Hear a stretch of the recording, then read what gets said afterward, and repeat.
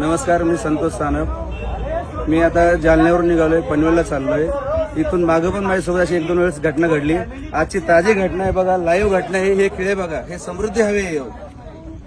1 तास झाले पोलिसवाल्यांना फोन करतोय. समोरच्या गाडीचे 4 टायर पंक्चर झाले. पोलीसची मदत अजिबात होत नाही या रोडवरती. इथून मागं पण 2 वेळा, आता पण फॅमिली सोबत आहे. हे बघा, पूर्ण रस्ता जाम झाला. हे बघा, पोलीस इथे उभे. अजिबात आता आले पोलीस. हे खेळ दाखव, सगळे दाखव खेळ. पूर्ण खेळांना जवळ उभे. इकडे घे, इकडे.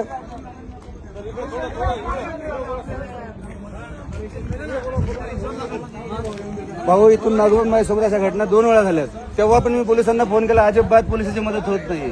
मी आता जालन्यावरून निघाले, मला पनवेलला जायचंय. हा बघा रस्ता, म्हणजे हजारो खेळ ठोके, हजारो एवढे खेळ ठोकासवर चाललंय काय? अर्धा रस्ता बंद करून जर चोर खेळ ठोकतात, पोलीस करतात काय? रोडवाले कॉन्ट्रॅक्ट करतो काय? काय सुविधा आहे रोडला? कशाला हा रोड बनलाय? हा समृद्धी एका लोकांचा जीव घ्या रोड बनलाय, तेच समजत नाही.